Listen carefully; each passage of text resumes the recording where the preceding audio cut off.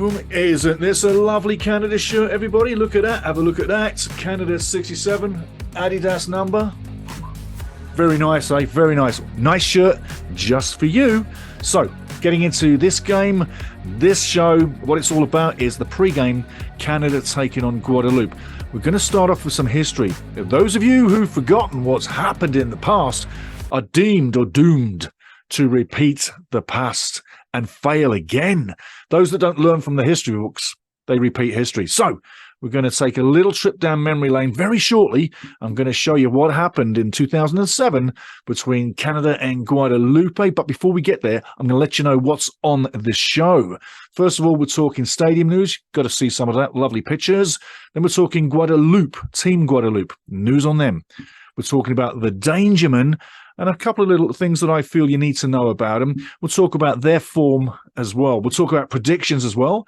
And then we'll talk the news and more. Please like, subscribe, and like.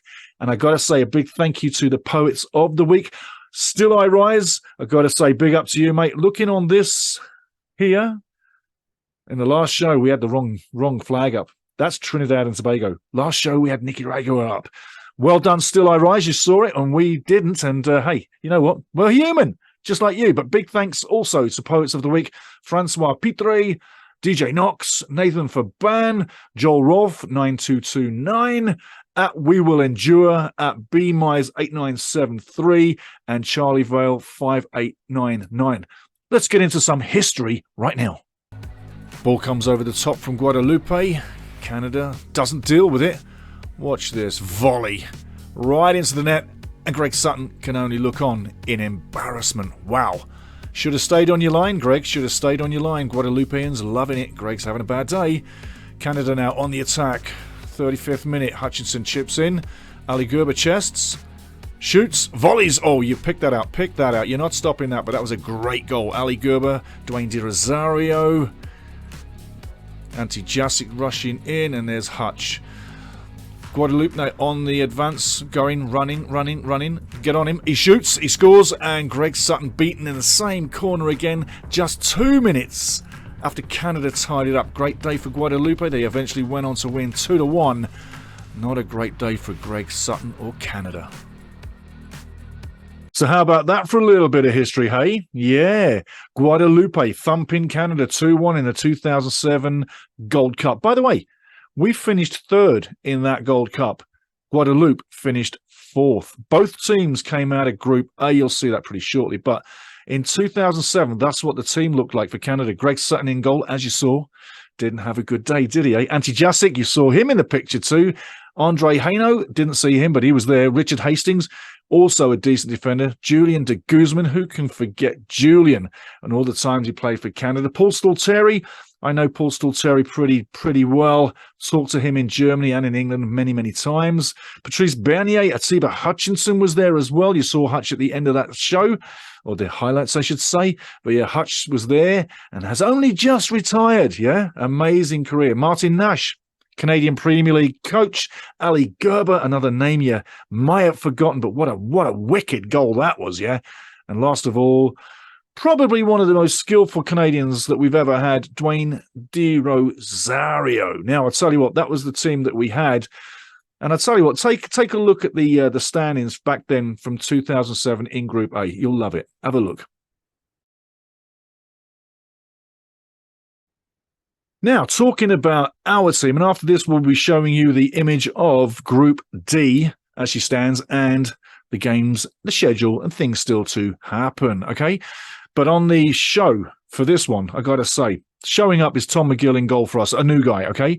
Number 2, Sami Adbakube. I'm going to put a blend of youth and experience together. We got 6 guys that have been on the team quite regular.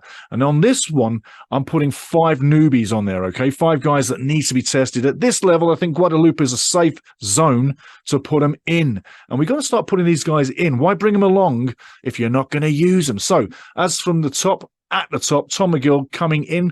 You could say Dane Sinclair could be due for a game. I don't want to see Bourjan in this game. There's nothing to be gained by having Bourjan in the net. Yes, he's a top keeper, fine. But I want change in the net. I'm just saying my team. Your team may be different. Tell me what your lineup is down below, like you always do. In fact, make a comment, guys. You know what to do. But as for Tom McGill, he's got to start. Number 2, Sami Abakube, got that speed down the wing back style. So Sami's going to be there, as is Richie Larea. You'll hear that soon. But in the middle, we're going to bring one new guy in and we'll put one senior guy in. So Kamal Miller goes in the middle. Dominik Zator, Korona Kielce in Poland. Ex-CPL, Canadian Premier League. I want to see him in the middle. I want to see him put his foot on the ball, look around, dictate the play, make the other team step over to the right, maybe step over to the left, but start swaying the play. Don't make it so predictable. The back line goes left to right to left to right to left. He holds it. You know what I'm saying? It's pretty boring. It's pretty stagnant. We need something with a little bit of thinking. And I think Zator would be a really decent addition. Also, Richie Larea, like Sami Adekubi, wide side, the wing-back style, get it down the wing and team up and link up with your winger ahead here. But I think both of those guys are safe bets, and they bring some experience to add with that one. He's not inexperienced, Dominik Zator, but at the international level, you could say he is, yeah? Moving forward, Victor Laturi. I want to see Victor get some time. The little Kante, he's like a little Kante in my book, and I think Canada could do well to put him in. Ross County know all about him right now. Cavalry FC knew all about him and know what they gave up when they sold him to Ross County last year. Ever since he's got to Ross County in the Scottish Premier League, Mr. Laturi, Victor, has done really well. I want to see him get in there. Also, Jonathan Osorio for the experience and Stephen Eustachio as well to start the game. We can change it as we move. And then maybe a surprise for you guys, but Ali Ahmed from Vancouver Whitecaps, he's only got 9 games in. I know. He's new. But when talent needs testing, this is a great game to put him in. Ali Ahmed is either going to sink or swim. I hope he gets in. I hope he can swim. Lucas Cavallini comes in from experience now, down there in Tijuana in Mexico. But Cavallini will give some experience for what I want to see Charles Andreas Brim come in and have some time on the front line. That's what I'd like to see. If you think you've got a top team or a blend of youth and experience, or you're going totally with new guys, let me know. But tell me down below whether you disagree or whether you agree with some of the picks that I'm going with. Now, let's take a look at that picture, the group standings, etc., that I promised you when we just kicked this off. So now we've got a few images to show you because the 3 games that are going to go along if we're successful all the way. Firstly, we're going to start at BMO Field with Guadeloupe. And hey, get in there. Send us some pictures. And DJ Knox is one of our big supporters of the channel.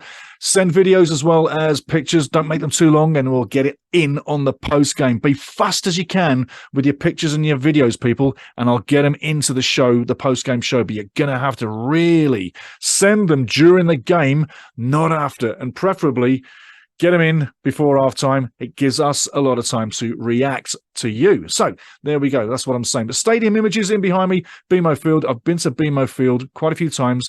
I was actually there when it opened up for the first game, and I've got a picture. I'm going to show you this picture. It's framed in the next show of BMO Field's first ever goal.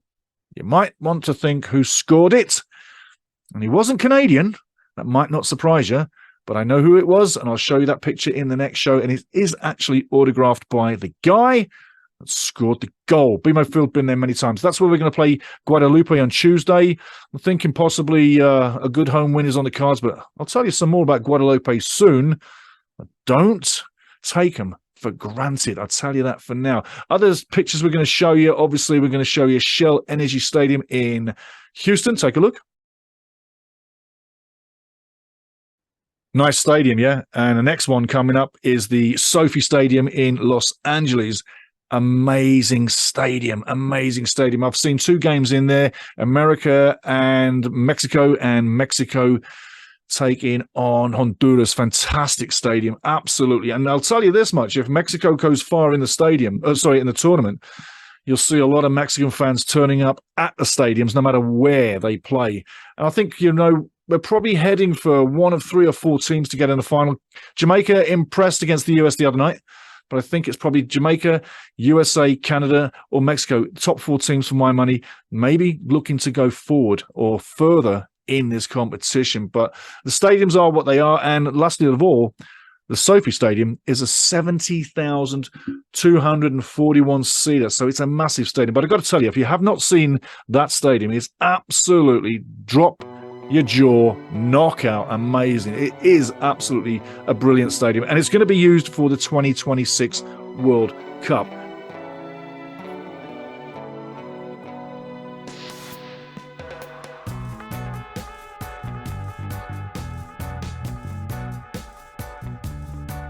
Let's take a look and let's get into some Guadeloupe team news right now. Talking about Guadeloupe and the team news, they've got a few players that I watched recently in the game versus Guyana when they won 2-0. They should not have beaten Guyana. Guyana were the big favourites to win that game. They just didn't turn up. Give Guadeloupe credit. Really give them credit, because they seem to have this really good attitude or good habit of turning up when it matters. It's like they're amazing men. They stand tall when the cause is there. And you got to say, 2007, you've seen it already in history. They came in that competition as literal outsiders, not even worthy of taking note of. No disrespect to Guadeloupe or Guadeloupeans. That is just a fact as how it was. This time around, well, they showed their cards, many, many years ago. They haven't done too much really in recent times, but don't write them off, because if you do, I think you might well be upset by the scoreline at the end of the day. 3 of the danger men. Ambrose, busy guy, midfield forward style, always really in a creative mode and very, very energetic. He's got some good pace. He's also got a good crossing foot as well. So watch out for Ambrose. You got to say Phaeton as well. He's a midfielder. Very busy in the midfield. He's going to create things. He's going to stop things. He's not afraid of a real tough tackle, but he's got a brain for where the ball needs to be sprayed left or right at the right time. So he's got thought, quick feet, but he's got a quick brain, and he likes to tackle too. So Phaeton, watch out for him. Another guy that Guadeloupe looked toward for making things happen for them. And a guy that did make it happen in the last game was Graviol. And you have to say, go back on the highlight reels against Guyana, guys. I'm telling you now, and watch that free kick. You may say, not bad. But when you watch it over and over, you can see exactly how good a free kick that was from Graviol. Graviol was pretty much, if my memory serves me right, probably about 26, 27 yards out. 4 or 5 yards out from the goal box, the penalty area. And he just steps up, lashed it over the wall. Boom. And right in the corner, the keeper had no chance. So they do have guys that can finish. They've got decent team defending, and they haven't got a bad keeper as well. On the right day, they could probably upset you. And if you don't turn up, you know they are, and you know they will. And they're only going to need one chance. It's like looking at a team like Greece from 2004. All they did was bore you and score 1 goal and win and move on. I'm not saying Guadeloupe's going to bore you, not for a second.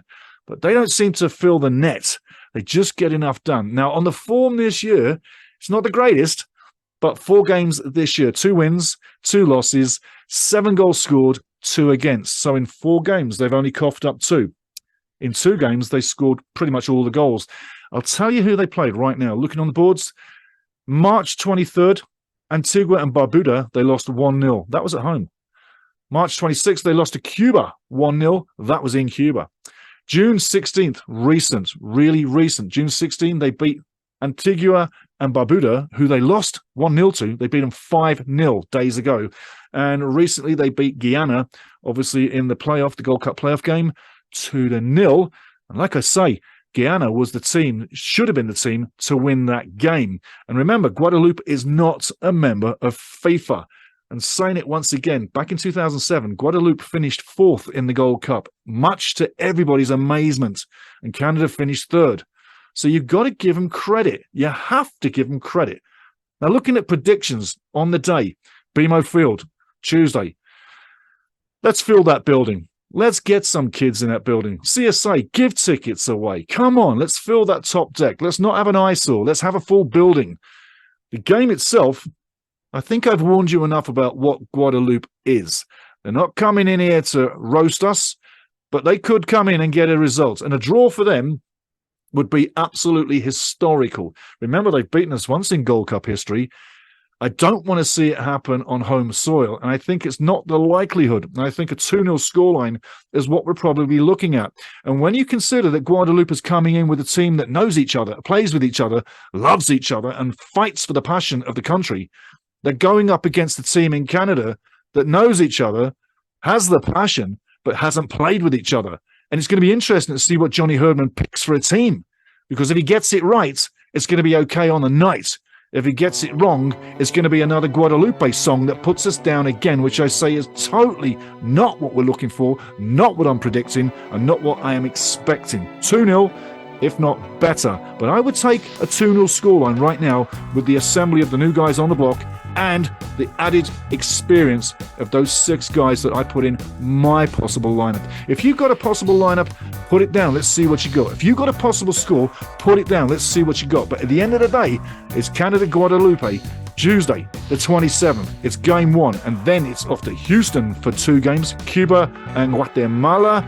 And if we do stay in the tournament all the way to July 16th, we'll be in the Sophie Stadium, game 31, in the final of the 2023 Gold Cup. I'd love it to be a reality, especially with this new squad, because I'll tell you now, the better this squad does, the more pressure it puts on the players that are on the squad regularly, and the more problems, good problems, it gives Johnny Herdman in selection. Guys, get ready for the game. I'm absolutely stoked and pumped for it. Remember, like, subscribe, and like. Tell your friends and hit that notification button.